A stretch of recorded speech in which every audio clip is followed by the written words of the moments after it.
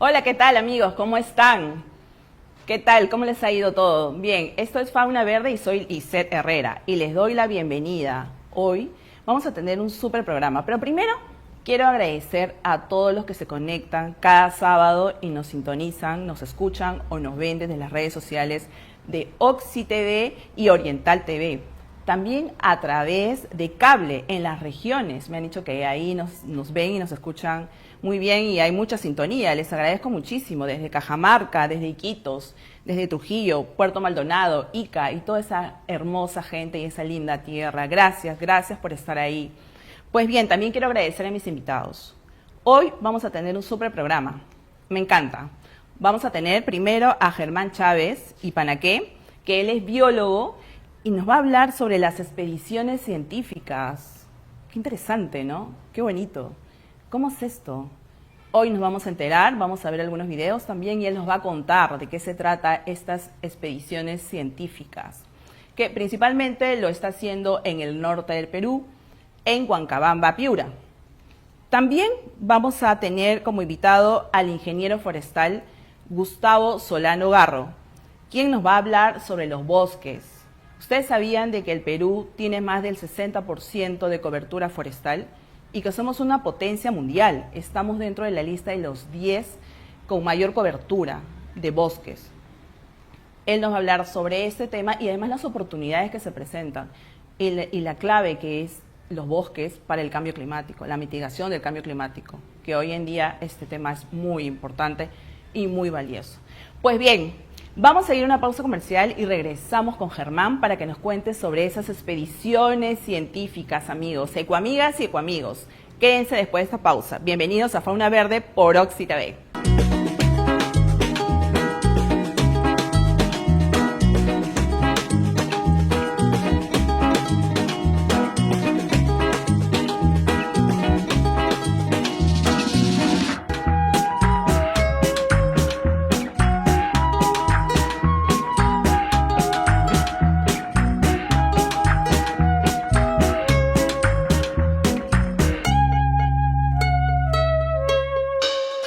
Y ecoamigas de Fauna Verde, estamos de retorno y ahora vamos a tocar un tema muy interesante, muy bonito sobre las expediciones científicas.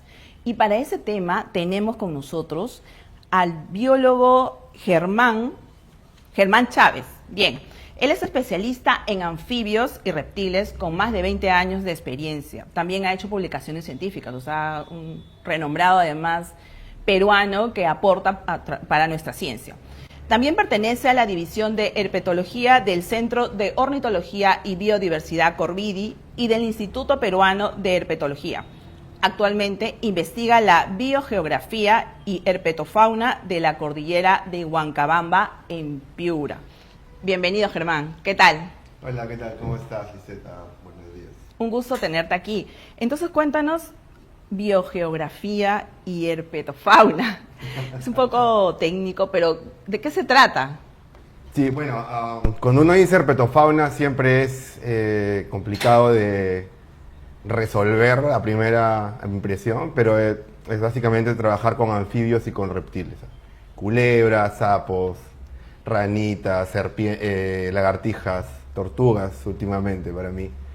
Y bueno, incluye incluso cocodrilos, pero bueno, yo esa parte no la toco mucho o casi nada. ¿Y biogeografía a qué se refiere? Biogeografía es básicamente tratar de entender cómo y por qué las especies que habitan cierta zona están distribuidas de tal forma. Algunas prefieren las partes más altas, otras prefieren las partes más bajas, otras prefieren zonas de vegetación, otras zonas más abiertas. Y una vez que entiendes eso, el siguiente paso es entender cómo llegaron a esa adaptación, o sea, tiene que ver con evolución también. Y formación. Nosotros en Perú tenemos muchísimos pisos altitudinales y ecológicos. Entonces, lo que nos enseñaron en el colegio, que era las 8 regiones, bueno, la gente antes de eso les enseñaban solo costa, sierra y selva. Entra un poco para que entender cómo es que a través de estos pisos, que son muchos más de los que nos enseñan, las especies se van distribuyendo, cómo se formaron esos pisos y cómo es que se fueron partiendo, abriendo algunas especies, otras no, y otras llegaron a determinadas zonas. O sea, cómo ¿no? se adaptaron a cada zona, ¿no? Y cómo viven, Sí. además de ello. Y eso es importante entenderlo, porque ahora que viene el cambio climático, se va a ver también cómo los va a afectar, ¿no? Pero primero pasemos un poco al tema que nos convoca, que es el tema de las expediciones científicas. Eso suena alucinante, ¿no? Expediciones científicas. ¿Qué es lo que implica una expedición científica? Bueno, primero que nada, planificación, muchísima voluntad. Las expediciones científicas, primero, son algo que no es algo que se financie pues, muchísimo. Hay que, en el caso de nosotros, como peruanos, investigando y que no tenemos relación con ninguna universidad en general, en particular, tenemos que buscar el financiamiento con instituciones, con ONGs, con entidades que apoyen la investigación y sobre todo la investigación que implique ir al campo para poder realizar la Porque expedición. ¿cuántos días son? ¿Cómo es? Pues depende mucho del sitio a donde vayas. Mientras más remoto el sitio, más te vas a demorar. Y definitivamente los sitios como en los Andes, las cordilleras o algunas zonas de selva o de piedemonte de selva de la Amazonía, los que son relativamente alejados, pues son arriba de 22, 24 días. Algunas llegan a ser 30 y tantos días. Wow. O sea, Sí. la logística es grande. No, pero tiene que ser muy efectiva. O sea, puedes no tener una logística realmente inmensa, puedes tener, digamos, un pequeño equipo de logística, pero tiene que ser muy efectivo. No puede haber nadie tratando de minimizar costos, ni de decir, no, por acá voy a ahorrar. Ese tipo de cosas generalmente resulta en muy mala organización. Entonces, lo primero que tiene que entender tu equipo es que todo lo que se va a hacer es básicamente por el bien de la expedición y de la gente que participa Hablemos en ella. entonces ya de un ejemplo, o sea, pongamos ya un caso, ¿no? Para que nos cuentes, ¿no? Me comentabas de que últimamente tu lugar preferido es Huancabamba, ¿no? Sí. Una zona además mística, ¿no? Donde están todas estas lagunas, ¿no? Y que queda al norte del Perú, ¿no? Bueno, el norte de Piura, como, mira, todos han coincidido, de los que vengo entrevistando, todos han coincidido de que esta zona de Piura y Tumbes es la más rica, tanto en la zona marina. Y ahora tú nos vas a contar de la zona un poco andina, o creo que es ceja de selva. Sí, bueno, tiene... esta parte es muy, muy interesante para mí. Creo que para muchas personas, no solamente para el grupo que yo estudio, sino también para la gente que estudia aves, mamíferos. Porque si tú si tú ves Sudamérica, de alguna manera, entiendes que Huancabamba es el último o el extremo, el límite sur de unos ecosistemas que vienen desde Venezuela, que son los páramos. Okay. Los páramos son, si uno los ve a la ligera, puede parecerles similares a un pajonal de Huancayo, en fin, no sé, del centro de Perú o del sur de Perú, Cusco puede ser. Pero una vez que realmente los caminas, te das cuenta el suelo, la vegetación en sí, o sea, lo único que tienen de similar es que hay cierto tipo de pajonal también, pero son muy diferentes. Y tienen además relictos de bosque en la mitad de ellos, de bosques muy, muy antiguos, que se quedaron ahí porque hubo mucha más humedad en la zona en zonas como hendiduras, como grietas, y crecen ahí árboles, ¿no? O sea, tiene parte pajonal, zona andina y también amazónica, me parece, ¿no? Como una ceja Como de una selva. ceja de selva. Como una ceja de selva. Claro, o sea, es de como algún que lado. llegan las partes de la cordillera, las ramas, ¿no? Como que Sí. ahí... Sí, y al ser el último, digamos que el límite de esta distribución, porque esto viene desde Venezuela, más o menos, es el límite de distribución de muchas especies. Y además está influenciado por, bueno, yo no sé si alguna vez habrás escuchado, pero cuando uno va de Chiclayo hacia Cajamarca, por ejemplo, o agarra la interoceánica norte y te vas de Chiclayo puedes irte a Moyobamba, puedes seguir bajando incluso hasta Tarapoto. Vas a encontrar un abra muy famoso, que es el abra de Porcuya. Ese abra de Porcuya que está en el lado de esa carretera es uno de los 2 cortes que tiene la cordillera de los Andes a lo largo de todo su recorrido en Sudamérica. Solo se corta 2 veces, una vez en Venezuela y la otra es ahí. El corte en Venezuela es un corte transversal, es un corte como si hubieses partido un pan, un baguette, que en 2. Pero el corte que está en Lambayeque, en Chiclayo, no es un corte tan fácil, es un corte que tiene muchas diagonales, es un mosaico muy complicado de entender, y ese mosaico forma cañones, valles secos, y a la vez en las crestas tiene zonas húmedas. Este corte muchas veces penetra hacia el norte y hacia el sur, y es un corte que al partir la cordillera de los Andes es lo que generó que estos páramos solo lleguen hasta el norte de ese corte, o sea, a Piura, sí, a Huancabamba.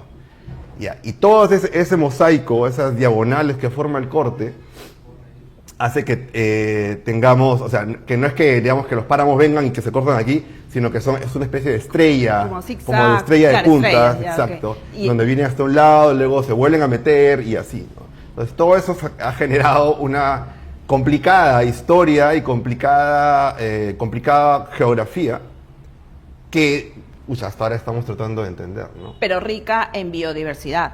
De hecho es rica en biodiversidad. Es imposible que sea más rica que la Amazonía. Ah, obvio, claro. Pero dentro de la cordillera de los Andes es una de las zonas más ricas. Tiene influencia de zonas secas, que son las zonas bajas, como de zonas húmedas y zonas de páramo. No sé si has escuchado, pero hay aparte del tapir, este animal que tiene trompeta, el tapir amazónico, hay un tapir de montaña. Exacto. Este tapir de montaña tiene su límite de distribución en toda esta parte, estos bosques que vienen influenciados por los páramos. Llegan incluso un poco hacia el sur de Lambayeque, pero es porque es un animal más grande, y estos bosques llegan de alguna manera así, pero ya más hacia el sur. Claro, no llegan. solo está en esa zona. Sí, exacto. Y pasa, si es un animal enorme. Imagínate con ranas, con lagartijas, con serpientes, que son mucho más pequeñas. Sí, no, cuéntanos por favor. Entonces, transpórtanos a esta zona, ¿no? O sea, cuéntanos tu día de expedición, o sea, ¿cómo empieza?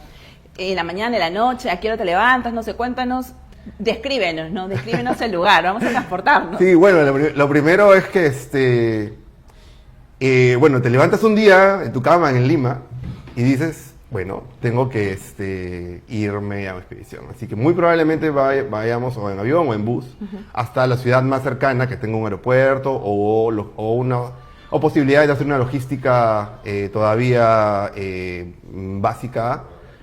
Y de ahí hacia donde tenemos que ir normalmente es un pueblo más o una ciudad más pequeña, cercana, y de ahí después en camionetas hasta el punto más cercano donde nos pueda dejar la camioneta en una carretera. Y a partir de ahí caminar. O en mula, he visto unas fotos que nos pasaste que estaban... Sí, pero las mulas no nos llevan a nosotros. Las mulas llevan nuestras mochilas. Ah, ok. ¿Y acampan? Sí, acampamos. O sea, lo que hacen las mulitas, que generalmente, por ejemplo, son unas 4 o 5 personas, pueden llegar a ser unas 10 mulas más o menos, 10, 8 mulas, para llevar las cosas digamos, los equipos, los materiales que necesitamos, el material de campamento, la comida, importantísimo. Claro. Algunas de las mochilas grandes que tenemos que llevar, porque son 20 días, pues se lleva una mochila muy grande. Y nuestras mochilas pequeñas con equipos, algunos tenemos cámaras, laptops, lo que sea, les llevamos nosotros en la espalda. ¿Cuántos científicos como tú van ahí? ¿Solo tú o dos? Por ejemplo, cuéntanos en una expedición que hiciste donde encontraste animales nuevos para la ciencia, ¿no? Sí, afortunadamente cada vez que hemos ido a Huancabamba han habido cosas nuevas. De hecho, no debe ser en muchos días debe salir ya un artículo con 3 especies nuevas de ranas. Para Huancabamba, sí. Pues más o menos somos unas 8 personas o 7. Siempre somos 4 herpetólogos, 4 científicos que estudian anfibios y reptiles. 4 o 5. Y bueno, y después hay al menos una persona que conoce el sitio, que es como nuestro guía, alguien que nos ayuda a cocinar, y alguien que nos ayuda a hacer el campamento, ¿no? Y hablamos, por ejemplo, hemos visto, van a pasar ahora unos videos y unas fotos, de las ranas. Ujú. O sea, ¿qué son nocturnas? ¿Cómo hacen ese trabajo? O sea, previo, me imagino, pero explícanos el día a día, ¿no? Sí, bueno, los anfibios son generalmente nocturnos, ¿no? Y en los Andes la gran mayoría son nocturnos. Anfibios, entonces, hablamos de las ranas. de las ranas, sí. Sí. Entonces, pero tenemos algunos reptiles, sobre todo lagartijas, diurnos también. También. Entonces, al tener estas lagartijas Ahí están las imágenes. o ranas, sí. ¿Esa lagartija qué especie? Pero este es un gecko del desierto, esta es otra expedición, esto no fue a Huancabamba, esto fue a Illescas, que es un área protegida muy bonita Claro. al norte de Perú, está al lado de Sechura. Exacto. Y este es otro proyecto en realidad. Este es un proyecto en el que nos apoya el Servicio Nacional de Áreas Naturales Protegidas. ¿Cernam? CERNAP, exacto, en el que estamos estudiando gecos. Estamos estudiando, en realidad, fuimos a buscar una especie de gecko que no se veía hace muchos años, hace décadas, y la encontramos, pero bueno, han resultado muchas preguntas a partir de ahí. Claro, ¿no? o sea, Ya digamos no que los solamente- geckos, las ranas, Ujú. son nocturnas, la mayoría. Los geckos son nocturnos, son de las lagartijas que Las son lagar- nocturnas, y las ranas sí también, ¿no? De Sí, hecho. y en esta expedición que encontraste, ¿qué especies encontraste nuevas? En Huancabamba me dices. Sí, en Huancabamba. Bueno, son 3 ranas. Tenemos en realidad 5, 6 ranas nuevas más o menos, pero es difícil sacarlas todas, o enviarlas, trabajar No, claro. todas al mismo tiempo. Tenemos en este momento 3 yo creo que están en proceso de De publicación. su descripción, publicación, o sea, son De 3. publicación, sí, en realidad ya está, la revista ya aceptó el artículo, los revisores ya aceptaron el artículo y estamos esperando solamente algunos de estos borradores que te mandan antes de ser publicado, Ajá. ¿no? La revisión por pares, que es la revisión, que es cuando tú envías tu artículo, recibes las críticas a tu artículo, luego resuelves las críticas, la vuelves a enviar y luego a veces recibes un segundo round de críticas. Esa parte ya está. Entonces ahorita estamos esperando en realidad. O sea, digamos, para oficializar que es una nueva especie para la ciencia, envían los artículos y ahí es donde se oficializa que es una nueva especie. Sí, o sea, el proceso normal, y que es importante que siempre se siga, es el proceso de revisión por pares. Puede ser un proceso por pares ciegos o no, pero el punto importante es que sea revisado por un comité científico. ¿Peruano o extranjero? Depende, en realidad no importa la nacionalidad, Ya. depende de quién tenga la especialidad en el trabajo que estás haciendo, ¿no? Y te certifique, como que te certifique que esa es una especie nueva. Sí. Con todas las evidencias que ustedes presentan. Exacto. Ellos lo que van a evaluar son el tipo de evidencia que presentas, cómo las estás exponiendo en el artículo y qué es lo que estás diciendo y qué tan coherente es tu artículo a lo largo de todo el manuscrito. Todas las ¿no? evidencias. Exacto. Además, las investigaciones que tú has hecho en corroborar que es una especie nueva. Ahora, cuando tú las ves, tú dices, esto es algo nuevo que yo nunca antes lo he visto. Sí, o sea, la mayoría de veces que uno en campo se da cuenta de algo nuevo, sí. Mira, Pero- ¿esta es Huancabamba? ¿Este No, video? esto no es Huancabamba. Ah, ya, pero Esto- digamos que muestra un poco el trabajo que tú realizas, ¿no? Sí, esto de esa es manera, tú, ¿cómo haces? ¿Colectas, las ves, las recoges y luego las dejas en su lugar? ¿Cómo es, Sí, Germán? bueno, no todo lo llevamos, ni tampoco, digamos que es como que un mitad y mitad. A veces, dependiendo del grupo de animales que uno considera importante, pero sobre todo dependiendo de la zona que uno visita, ¿no? Es súper importante que uno tenga en la cabeza que cuando uno va a una expedición, sobre todo si es un inventario y es una zona donde no ha sido estudiada, pues tiene que haber este inventario. La única manera de tener evidencia de tu inventario es tener el espécimen, ¿no? Entonces se sacrifican algunos especímenes. Se toma Claro, una obviamente muestra- con permisos, hay que aclarar eso, que no cualquiera Obviamente, puede ir a así es, traer una, así es, sino así es. se entrega un permiso que entrega el Estado, ¿no? Le Exacto. entrega CERFOR, ¿no? Exacto. O CERNAM, dependiendo si es área natural protegida o fuera de las áreas naturales protegidas. O sea, todo con la rigurosidad que existe, ¿no? Con los Exactamente, permisos. exactamente. Y por ejemplo, zonas como las de Huancabamba, bueno, esto no es en Huancabamba, pero zonas como las de Huancabamba son importantes porque o sea, han sido visitadas muy poco por científicos, ¿no? Entonces hay muy poco material, por ejemplo, en los museos, en las colecciones de Huancabamba, Ah, sí. de las zonas más alejadas de Huancabamba. O sea, como que tú estás iniciando recién, digamos, este tema de investigaciones ahí, ¿no? Sí, esa es una ventaja para encontrar cosas Claro. nuevas, porque como nadie ha ido, o bueno, muy poca gente ha ido, Muy pues hay poco. muy poco descrito, ¿no? Lo interesante de Huancabamba es que la gente que ha ido, las pocas expediciones científicas que han habido en Huancabamba, todas han descubierto especies nuevas. Es una maravilla. Es Pues una estás maravilla. tan enamorado de Sí, Huancabamba. sí, en verdad sí. Y eso, nosotros tenemos un mapa, es como estas oficinas de policías y todo, vamos llenando con pines el mapa por donde hemos visitado, tenemos un mapa de la cordillera. Y nos falta todavía la zona oriental de la cordillera de Huancabamba. Esa parte también es maravillosa de Huancabamba porque la cordillera de Huancabamba en sí tiene cabeceras de cuenca que van hacia el Océano Pacífico, que van hacia el río Marañón a través del río Huancabamba, que es cuenca interandina, y que van hacia el río Chinchipe, que viene desde Ecuador ya por el lado oriental, y que baja Wow. hasta Jaén y todo, ¿no? Entonces, Es un paraíso. es maravilloso.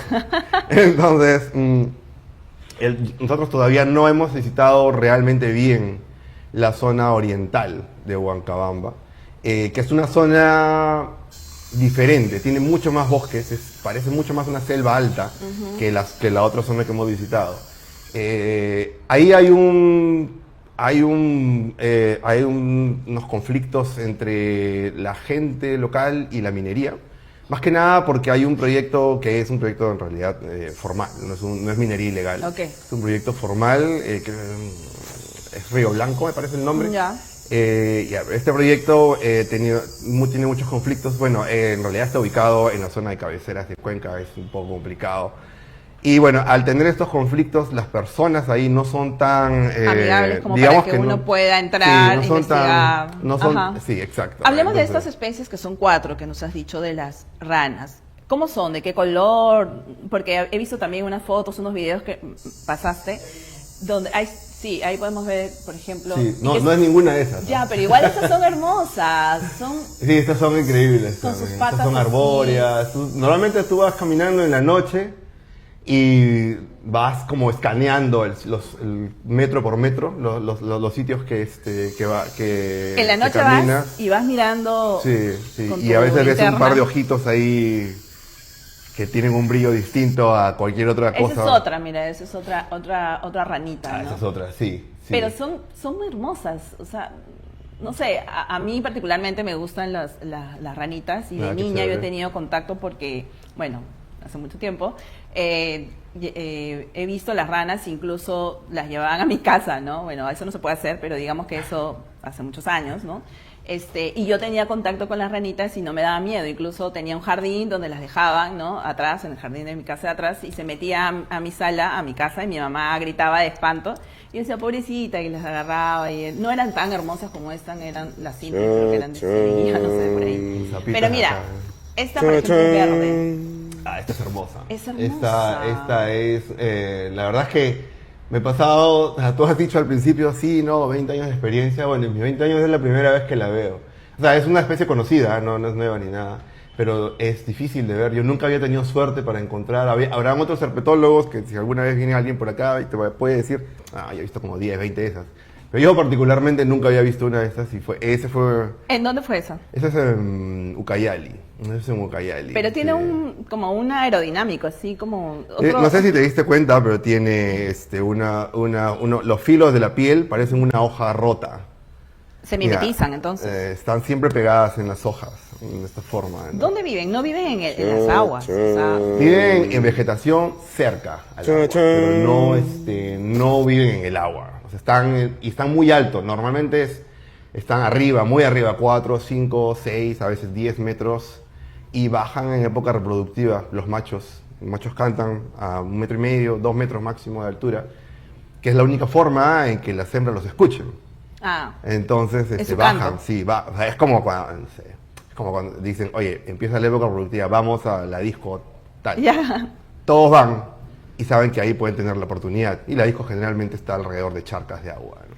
Que es de donde en donde las hembras van a poder depositar los huevos para que de ahí salgan los renacuajos. Estos dependen de los cuerpos de agua para eso. Ok, o sea, viven en las, digamos, en las ramitas y eso, pero siempre dependen también para reproducirse en las charcas de agua, ¿no? Sí, la mayoría de anfibios dependen de eso. Hay algunos grupos que antes han evolucionado al punto de que no tienen renacuajo en su ciclo de vida y ellos no dependen de eso. Un grupo de esas es las ranas que, por ejemplo, viven en Huancabamba. Ellos no dependen, muchas de las ranas que viven en Huancabamba, no todas, pero muchas, no dependen de los grupos, de los cuerpos de agua, porque no hay renacuajo en su ciclo de vida, ¿no?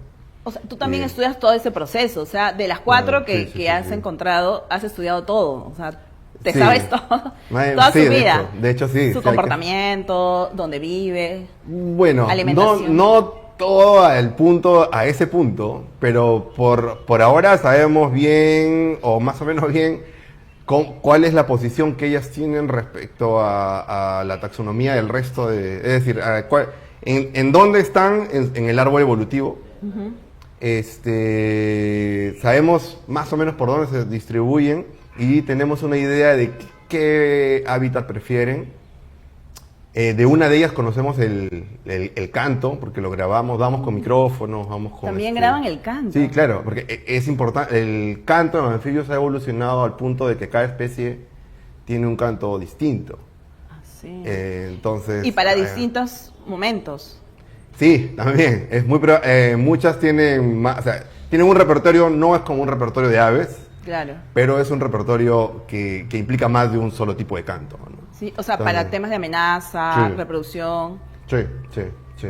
¿Y qué colores son estas especies, estas ranitas que hay? Las de Huancabamba. Sí, las de Huancabamba, las Yo nuevas. sé que las quieres. Son marrones, marrón oscuro otro marrón un poco más claro, la otra tiene variaciones. Puede ir de negro a marrón verde. Ujú.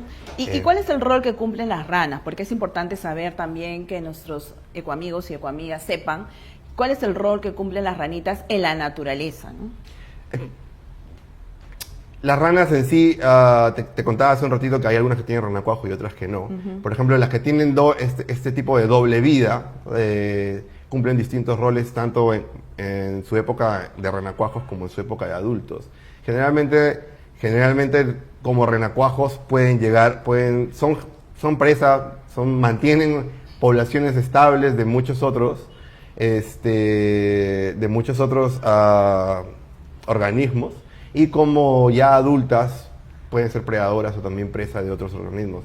Las que no tienen este renacuajo en su ciclo de vida, igual cuando son juveniles suelen ser presas y luego pueden ser... O sea, son alimentos de otros, pero también ellos evitan las plagas porque se comen insectos. Por supuesto, sí. Comen zancudos. ¿De qué se alimentan? Pueden comer escarabajos, grillos, muchas de las ranas grandes en Amazonía Baja, por ejemplo, se alimentan de saltamontes, de grillos, de cucarachas, mantienen todas esas poblaciones relativamente ahí estables, las poblaciones de insectos grandes. Y las ranas pequeñas pueden comer termitas, hormigas, en algunos casos zancudos, que yo sé que generalmente es lo que todo el mundo piensa, pero es más, es más complicado, ¿no? Sí, porque en realidad al volar, eso al zancudo le otorga una ventaja grande. Ah, ok. Entonces más lo que está a su alcance. Sí, o sea, no estoy diciendo que no se las coman, pero muchas de las especies de ranas, pues en realidad prefieren presas más fáciles como cualquier predador. Claro, o sea, mantienen el equilibrio en la naturaleza, ¿no? En Sí. los bosques o en las zonas donde están viviendo. Bueno, mantienen el equilibrio, al depender tanto de las condiciones ambientales, de la humedad, de la calidad de agua en los renacuajos, son buenos indicadores ambientales. Ah, indicadores. Pero hay que saber, o sea, hay ranas que aguantan mucho extremos en condiciones ambientales y otras que no. Entonces hay que saber bien cuáles son las que se pueden escoger para tener esta visión de que son indicadores ambientales también. Y de las especies que tú investigas, hablamos de las distintas especies que me has mencionado, ranas, geckos, lagartijas, serpientes, tortugas, que son varias. ¿Con cuál de esas te quedas? O sea, ¿cuál de esas es la que te fascina más o no sé, te gusta más? Hay un grupo de lagartijas que es el que más me gusta. Trabajé como muy duro en ese grupo como por unos 6 o 5 años. Tuve la suerte de encontrar unas 2, 3 especies nuevas, me parece, 2, 3 creo. ¿En dónde? Sí, que son un grupo de lagartijas que parecen unos cocodrilitos. Son acuáticas, o semiacuáticas en realidad. ¿En dónde? Estas son lagartijas que están en los piedemonte, en las zonas de selva, no selva alta, ni tampoco en la selva baja. Es la transición entre esas dos. En el medio. Y la mayoría, bueno, también están en selva baja, pero son muy pocas especies. La mayoría han evolucionado en esa parte, que es el piedemonte que da a la Amazonía. Y al ser semiacuáticas, adquirieron una forma que les hace parecer un cocodrilo, porque tienen quillas en la cola, en la espalda, para poder nadar, son como hidrodinámicos. Tienen la cabeza muy en punta. La cola además es aplanada como un remo, así. Así que a mí me parecen espectaculares. Su armamento y toda su estructura. Sí, sí. Bueno, de hecho todavía no las termino de estudiar. Yo me centré en una parte hacia el sur de ellas y hasta el centro, pero el extremo sur de Perú, que colinda con Bolivia, y el extremo norte para ellas todavía está como misterioso. O sea, ¿cuántas especies nuevas para la ciencia has encontrado en tu trabajo? Vale.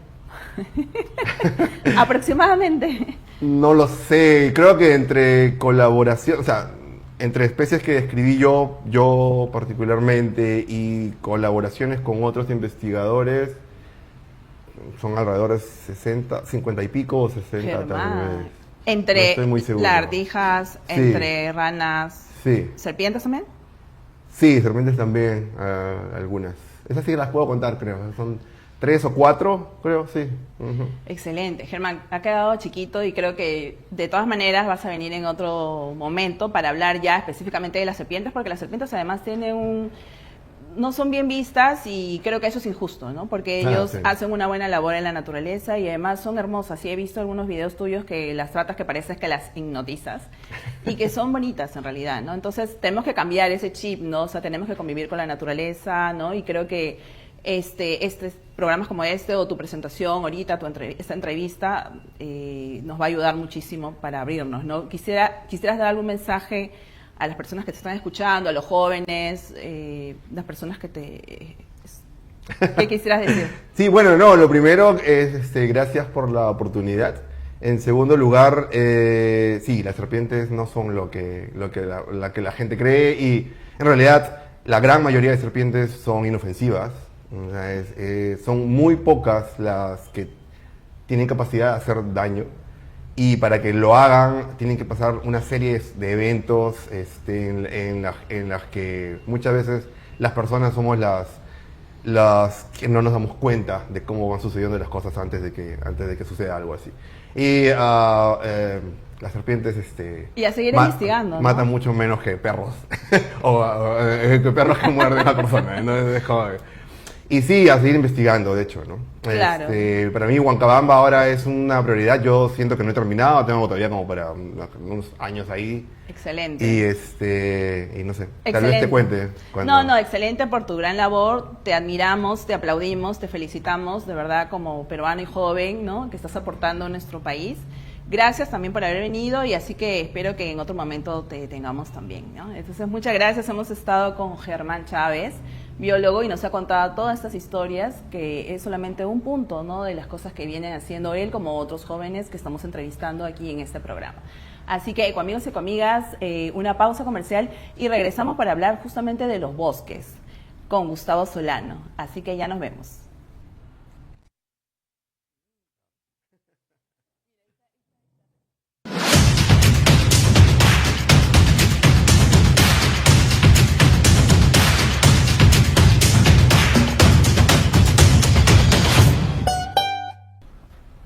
¿Qué tal, ecoamigos y ecoamigas? Regresamos y estamos aquí con Gustavo Solano. ¿Qué tal, Gustavo? Bienvenido. Muy bien, Lizeth. Muchísimas gracias por la invitación. Excelente programa. Muchas gracias. Bien, con Gustavo Solano vamos a hablar un poco sobre los bosques y los servicios ambientales que ofrecen. Él es ingeniero forestal con 30 años de experiencia profesional en el sector ambiental latinoamericano, principalmente en Costa Rica, Nicaragua, Ecuador, Perú, Panamá, Bolivia y Colombia. ¡Wow! ¿Qué tal currículum, Gustavo? Sí, las canas. Cuéntanos un poco cómo es ¿tú eres de Costa Rica? Soy de Costa Rica, pero mi corazón peruano. Tengo 15 años de estar aquí en Perú y por lo tanto, como te digo, quiero mucho a este país y a su gente. Claro, o sea, eres peruano también. Soy peruano, soy del Papa. Muy bien. Bien, cuéntanos un poco cómo es los bosques allá en Costa Rica, que no tengo la oportunidad de conocer, en algún momento lo conoceré, pero por fotos he visto que es maravilloso, también lleno de bosques. Entiendo que ahí también hubo una problemática. Cuéntanos un poco sobre los bosques de Costa Rica y compáralo un poquito con los de acá, ¿no? Por supuesto, ¿no? Y muchísimas gracias por darme esta oportunidad.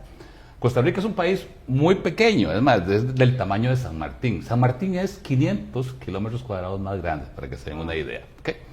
Y Costa Rica le ha apostado a la conservación, pero una conservación productiva. Ahorita les voy a explicar qué es esa conservación productiva. Costa Rica en 1987 tenía solamente un 27% de cobertura de bosques. O sea, se los había volado todos. Era ganadería, mucha de la carne se iba para las hamburguesas en el norte. Había mucho incentivo para producir ganado.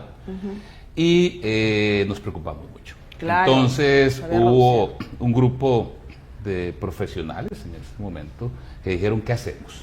¿Cuál es el problema realmente de por qué se pierden los bosques? Uno de los elementos que se identificó es que hay un problema ambiental, pero más es un problema económico. ¿Okay? Si yo tengo una gallina, por ejemplo, y esa gallina no pone huevos, esa gallina posiblemente al día siguiente yo la hago para caldo de gallina. Y he comido caldo de gallina muy bueno acá. Bueno, eso pasa con los bosques. Si los bosques no dan un ingreso, de diferentes formas, no necesariamente tienes que aprovecharlos con madera, tienen biodiversidad. Ahora hablamos un poco de los servicios ecosistémicos o los servicios ambientales. Y en Costa Rica inicialmente se dijo, vamos a dar un incentivo tributario. Era aquellas empresas que invertían en reforestación o en conservación de bosques, les reducían su renta. Pero eso no era para todos, era solamente para unos pocos. Entonces se dijo, bueno, pero vamos a dar entonces un incentivo, la palabra incentivo.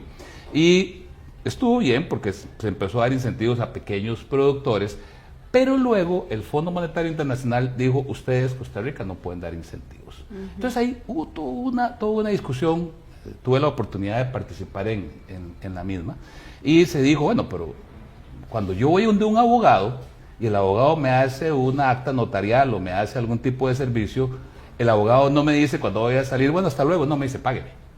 Lo mismo un doctor. O sea, es un servicio que me está dando. Exacto. Entonces los bosques dan un servicio ambiental, como lo llamamos en Costa Rica, o como se llama ahora, un servicio ecosistémico. Pero ese servicio ambiental había que identificarlo bien, todavía no lo habíamos identificado en ese momento. ¿Y cuánto pagar tampoco en Costa Rica? Entonces se dijo, no, está bien, ¿cuánto le deja una vaca por año a un productor? Bueno, más o menos le deja unos $40. Ese era nuestro costo de oportunidad. Entonces, el productor debía de recibir al menos $40 por año, por hectárea, para que compitiera con esa vaca.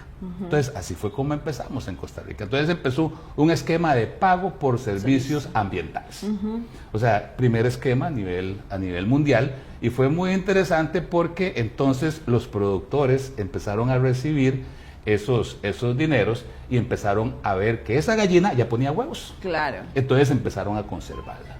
¿Qué sucedió después del 87 hasta la época?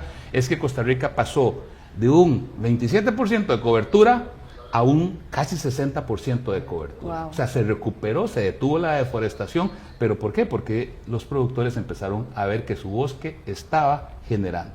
¿Qué estaba generando? Servicios ambientales. Y esos servicios ambientales se estaban reconociendo. Similar a lo que se quiere hacer en Perú y que se estaba haciendo, que es lo que hemos llamado mecanismo de retribución de servicios ecosistémicos, que es, si yo, por ejemplo, tengo un bosque, entonces ese bosque me genera servicios y por lo tanto tienen que reconocerme. Ahora que hablaba Germán, que me encantó, me encantó Sí. la entrevista que le hiciste, porque hay muchas coincidencias con lo que vamos a hablar. La primera es que, por ejemplo, la laguna, los páramos, no solamente los bosques, son ecosistemas. Entonces, ahí sí ampliamos un poco el esquema. Entonces, servicios ecosistémicos no solamente son los bosques, sino, por ejemplo, las lagunas. Y resulta que la laguna, además de poder asegurar que tengamos más biodiversidad, tiene un elemento importante. O sea, que es que al estar el agua ahí, el agua se empieza a infiltrar y empieza a salir donde la necesitamos, en las partes bajas. O sea, los servicios ecosistémicos que da un ecosistema hay varios, pero digamos que los 4 principales son agua. Más que todo agua, no es el agua así como dice el líquido, el bien, sino la calidad y la regularidad. Tener agua limpia, pero tener agua cuando la necesitamos. Ese es el servicio ecosistémico. ¿Okay? El segundo, que es muy importante, que por eso decía que era muy interesante la presentación de Germán, es biodiversidad. Exacto. El tercero también, que se ha, por decirlo así, desarrollado en algunos países, Costa Rica, México, Ecuador, incluso Perú, es la belleza escénica, que genera luego turismo. Y hay uno muy importante que es el poder reducir las emisiones de los gases de efecto invernadero. Ahí nos lleva a cambio climático. ¿Okay? Ajá, perfecto. Hablemos de la primera, que es del agua. O sea, ¿cómo actúan? Ahora, tú has mencionado algo importante. O sea, estos servicios ecosistémicos no solamente es de los bosques, que los bosques es un tipo de ecosistema natural, ¿no? Hay otros tipos de ecosistemas. Pero hablemos un poco en el caso de los bosques, cómo los bosques, los árboles, que tú eres un ingeniero forestal, permite la disponibilidad de agua, ¿no? Ese servicio, ¿cómo funciona en sencillo, ¿no? Didácticamente, o sea, ¿cómo es? Explícanos. Vamos a ver, hay un aguacero. Aquí en Lima no los vemos tanto, pero nos vamos a la selva. Ecoamigos, vámonos a la selva. Nos pusimos el cinturón y nos fuimos para la selva. En la selva llueve mucho. Y entonces están los árboles. Entonces, si no estuviera ese árbol, imagínense que esos árboles se cortaran todos y viene una gran lluvia, un aguacero, esos fuertes. Bueno, el agua corre y hay inundaciones. Claro, discurre. Discurre, exactamente. Pero cuando hay un dosel, hay un bosque, entonces el agua encuentra como cuando nosotros tomamos una esponja y echamos agua. O sea, el agua no corre, sino que se empieza a llenar. El árbol, primero que todo, es por decirlo así, un obstáculo para que esa agua corra. La toma arriba, la empieza a bajar, dura un tiempo bajándola, pero hay toda una red muy compleja de raíces, ¿okay? Que hacen que, por un lado, esa tierra esté menos compactada y esa agua empieza a infiltrarse. Y al infiltrarse llega a las aguas subterráneas. ¿Okay? Hay ríos, nosotros tenemos ríos abajo, entonces esos ríos empiezan a recoger toda esa agua. Entonces el bosque tiene una función, por supuesto, de captación, o sea, es un área de captación de agua, que eso es importante, y un área de infiltración. Son dos elementos importantes. Entonces es como que el agua empieza, todavía hay un aguacero hoy, una lluvia fuerte hoy, empieza a bajar del árbol, posiblemente en 2 días esté llegando una parte de esa agua abajo, pero esa agua que llega abajo empieza a infiltrarse y tal vez 2 o 3 meses después sale a un río. A un río, claro. Además sale ya filtrada, limpia. Ahí vamos, esa es muy importante, porque una es, yo capto agua, pero además yo la filtro, la paso por todos unos filtros naturales que sale agua limpia. Por eso es lo importante, y sale en el momento que la necesito, porque posiblemente hubo una lluvia que fue en febrero, ¿okay?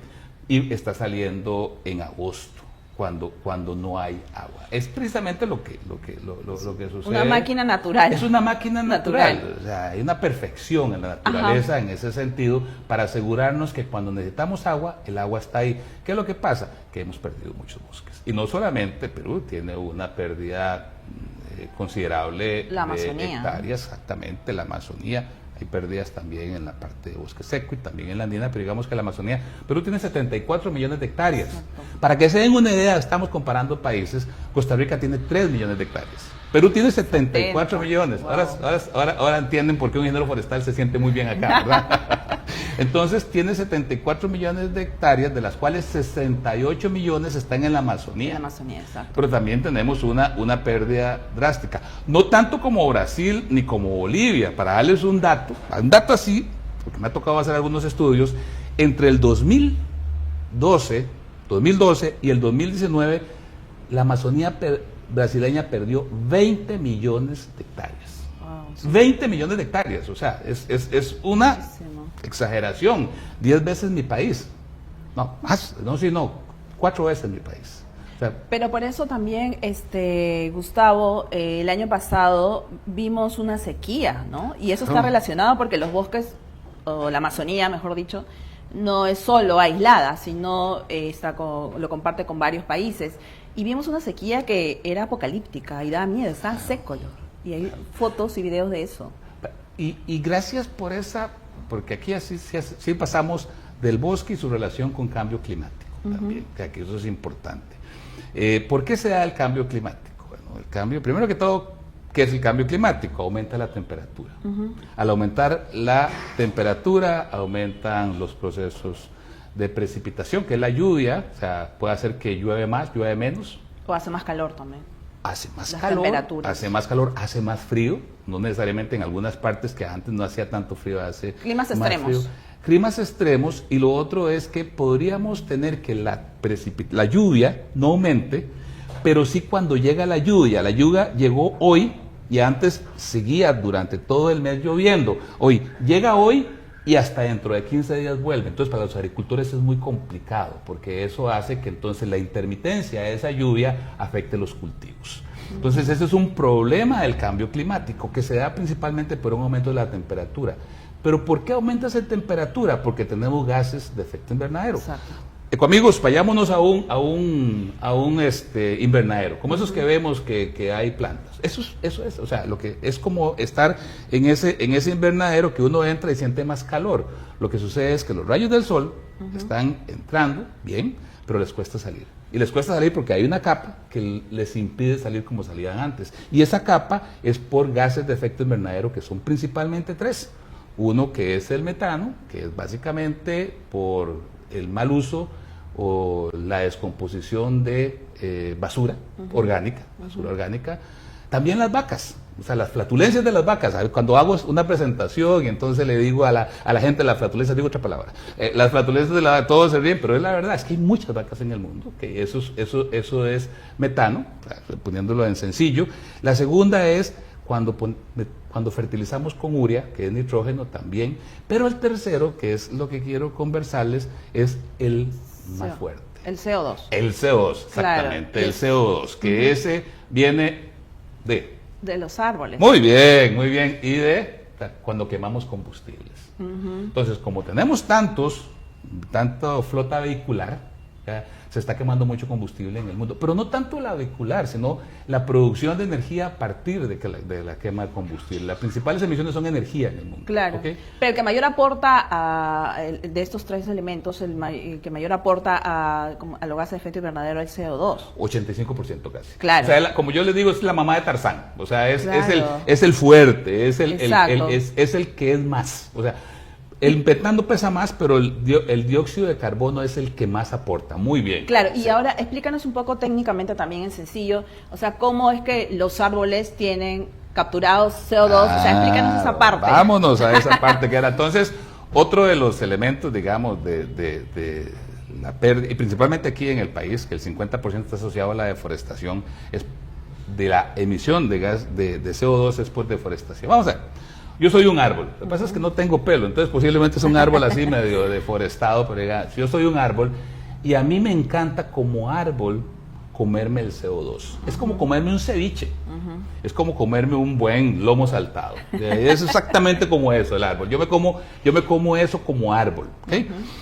Entonces, una vez que yo me lo como, que es el CO2, carbono y oxígeno, yo digo, ay, el oxígeno no me gusta. Y entonces libero el oxígeno, pero me quedo con el carbono. Los árboles son en un 50% de su estructura son carbono, 50%, ¿de acuerdo? Okay. De la biomasa que tienen un 50% son carbono. Cuando el árbol crece, el árbol es un comelón de CO2. Por eso cuando, por ejemplo, hacemos una plantación forestal o una purma, que llamamos la purma, está creciendo, ahí es como si estáramos viendo un comedero, todos comiendo CO2, ¿de acuerdo? Pero cuando nosotros deforestamos, y ojo que hay una palabra aquí diferente, deforestamos, cortamos toda una área, ¿ok?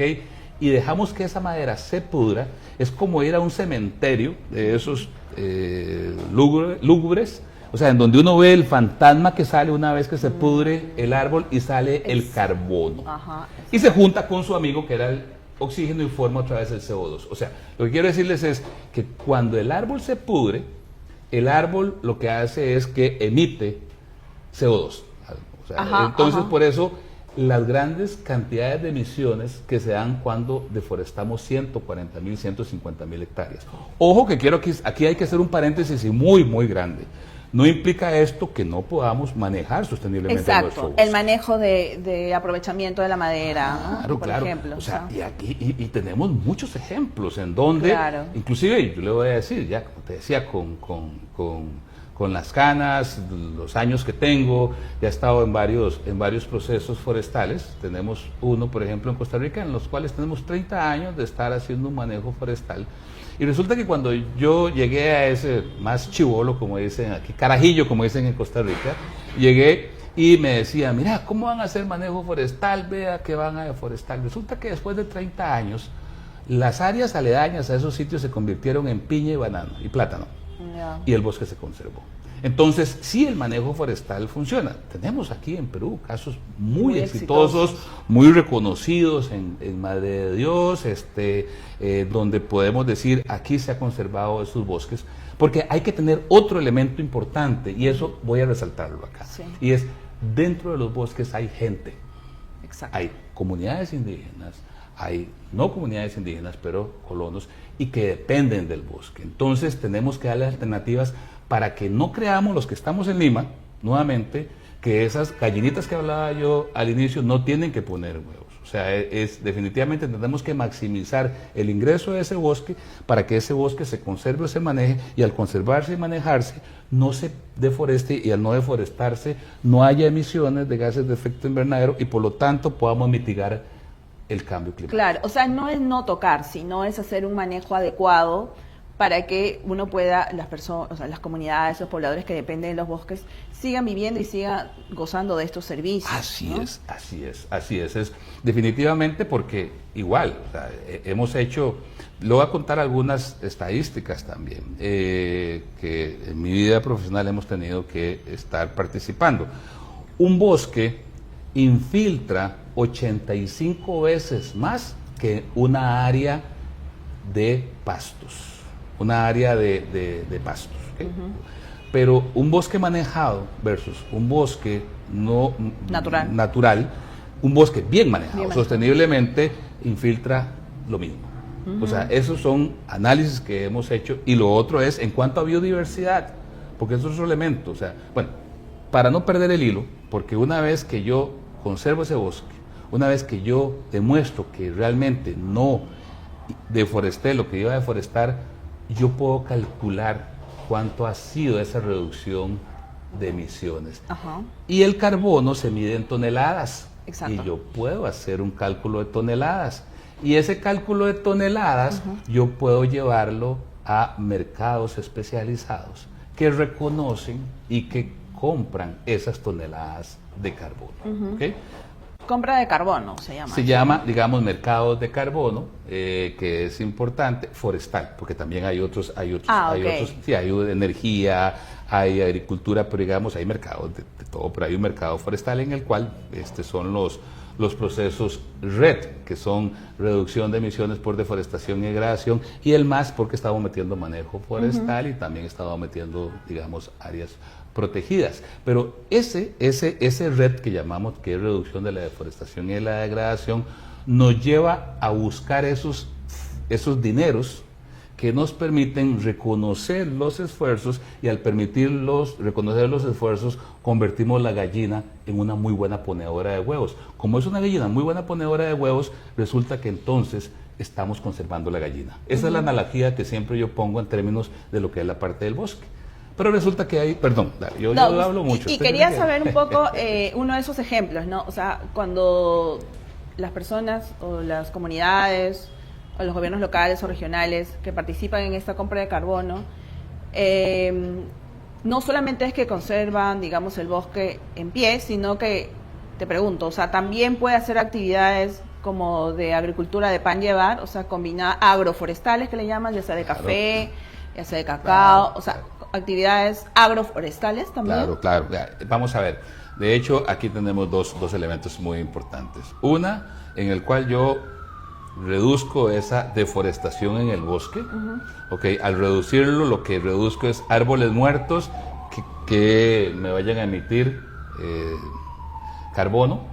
Pero tengo la otra que es, yo siembro comedores de CO2. La agroforestería es un caso. O sea, la agroforestería, yo, por ejemplo, cacao, café, o productos de pan llevar, frutas también. Frutas, ¿no? Plátano, por ejemplo. Claro. Yo puedo incorporar árboles. Incorporarlo. Al incorporar árboles, yo hago un cálculo de esos árboles, ¿okay? Y cuánto me están comiendo, y eso puedo llevarlo a los mercados. Ojo que tampoco es que yo puedo llegar y decir, bueno, mire, yo lo llevé, lo hice el cálculo y mañana mismo voy a venderlo. No, esto lleva un proceso muy, muy científico, con análisis matemáticos, y de hecho hay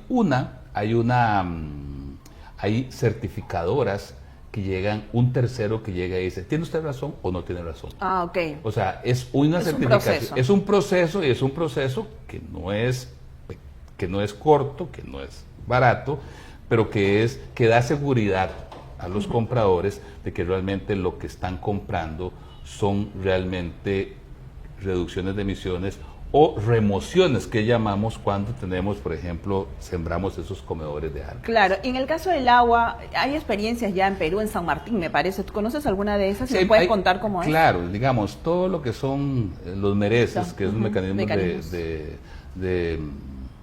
que son de mecanismos de siempre se me mecanismos de retribución por servicios ecosistémicos. Es lo que es bueno que me ayude. Ok, sí, y de hecho, por ejemplo, hay una ley en este país, que es una ley que en política este país está muy bien, y en el marco regulatorio, y en donde generó una obligatoriedad de que se reconozca, digamos, el servicio ecosistémico del agua, y por eso las empresas prestadoras de servicios ecosistemas son las que recogen esos fondos, y esos fondos los están utilizando en actividades que mejoren esa producción del agua. Ha ido poco a poco, pero ha ido avanzando, y eso es un elemento. Pero también hay algunas acciones que se han dado, por ejemplo, en la misma Piura, en la parte alta de Piura, en los páramos, ya hubo varias empresas que reconocieron que el agua que ellos estaban tomando, incluso una empresa de distribución de agua, más que distribución de agua, una empresa de gaseosas, reconoció esos páramos, y entonces está dando un monto por año, reconociendo ese servicio ecosistémico. Pero como le pagan a la comunidad por conservar esa...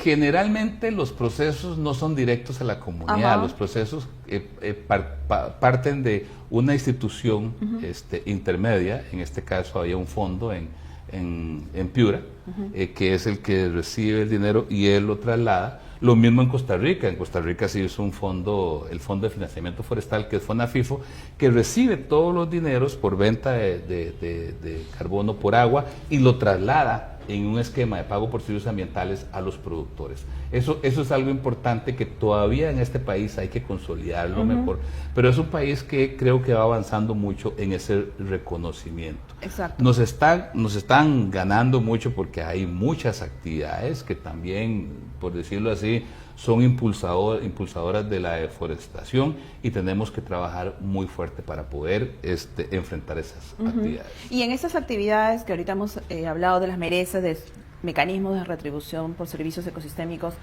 ¿quién las gestiona? ¿Las gestionan los gobiernos locales, o sea, regionales, locales? No, vamos a ver, okay. Eso es una muy buena pregunta también. En realidad, inicialmente lo gestionaban las mismas empresas, ¿okay? Lo gestionaban las mismas organizaciones. Eso fue, incluso en el país se le llamó como iniciativas tempranas. Pero estos procesos son procesos jurisdiccionales. Entonces, al igual que la mayor parte de los países, ya digamos, por decirlo así, la cancha marcada la pone el país. ¿Okay? Pero el país dice, ustedes tienen que ser, para poder ir a vender carbono fuera del país, ustedes tienen que ser A, B, C y D. Tienen que tener claro salvaguardas, tienen que tener claro distribución de beneficios, todos estos procesos. En el caso de Perú es el Ministerio de Ambiente, que es el que se encarga de estas acciones.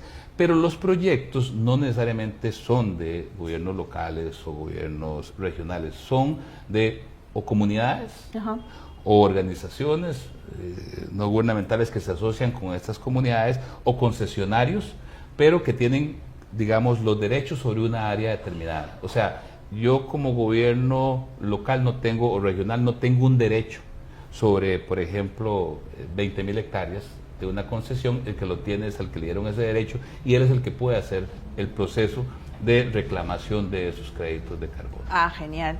Bien, Gustavo, cuéntanos ahorita en qué proyecto estás metido. Mira, estoy trabajando más fuertemente con una asociación que se llama ANECAP. Me encanta trabajar con ellos, que es, en el país hay 10 reservas comunales, son áreas naturales protegidas. Estas áreas naturales protegidas están coadministradas entre el CERNAN y grupos indígenas, y entonces la asociación de todas estas 10, que ahora van a ser 11, que las llamamos ECAS, que son las que coadministran con el CERNAN, es ANECAP. Y ANECAP lo que ha hecho es que ha empezado a desarrollar todos estos proyectos. Y ha sido muy interesante porque están trabajando con Fondo Verde del Clima, están trabajando con proyectos de carbono, tienen un brazo técnico que se ha consolidado y diríamos que se ha afianzado mucho, que es una ONG DRIS, que has trabajado fuerte de la mano con ellos y han empezado desde abajo, y creo que en estos momentos han llegado a modelos en los cuales, y uso las palabras del presidente de la asociación, Fermín Chimatani, siempre me va a matar porque Chimatani, que dice, bueno, es que los indígenas antes protestábamos, pero ahora hacemos propuestas, pero no solamente hacemos propuestas, sino que nos vamos a la acción. Y estamos trabajando con ellos precisamente en estas actividades, porque hay casi 18 millones de hectáreas en manos de grupos indígenas en este país. Eso te iba a comentar, ¿no? Que ellos, o sea, las comunidades tienen pues bastantes hectáreas que son de ellos, ¿no? De las comunidades indígenas, ¿no? Entonces hay una oportunidad grande, ¿no? Solamente en reservas comunales y sus comunidades socias, que son las que están a los lados, estamos hablando de 5.3 millones de hectáreas, casi mi país, Costa Rica, para que te des una idea, y toda de bosque. Claro, y ellos hacen sus propios manejos y tal, ¿no? Entonces, hemos hablado pues algo muy importante sobre nuestros bosques, además que somos potencia a nivel mundial, estamos dentro de los 10, entonces el abanico de opciones es grande, ¿no? Y este país a mí me encanta, todas igual, los poco tiempo que tenemos. Primero que todo, tiene profesionales muy buenos. Segundo, a nivel diríamos de Estado, profesionales muy buenos a nivel de organizaciones gubernamentales, profesionales muy buenos a nivel de grupos indígenas. Se han profesionalizado mucho los grupos indígenas, y por, digamos, mi experiencia que tengo en Latinoamérica, yo diría que al igual que en la parte económica Perú está adelante, creo que en esta parte ambiental Perú va a ser un referente y va definitivamente a marcar los procesos futuros en términos de la parte de conservación. Bien, seguimos avanzando. ¿Quisieras dar algún mensaje final sobre los temas? Básicamente que los bosques son ecosistemas muy ricos en servicios ecosistémicos, hay gente dentro de ellos, que hay que, acordémonos que es muy fácil hacer conservación en tierra ajena, y entendamos que debemos de darles oportunidades, pero que todos podemos poner un granito de arena, y en otra oportunidad vamos a hablar qué podemos hacer. Exacto. Y muchas gracias, Lisa. Muy bien, Gustavo, muchísimas gracias. Ha estado con nosotros Gustavo Solano. Ecoamigos, ecoamigas, hemos llegado a la parte final, así que los esperamos en la próxima edición de Fauna Verde, aquí por Oxy TV, y un gran saludo y buen fin de semana para todos. Cuídense mucho. Hasta luego.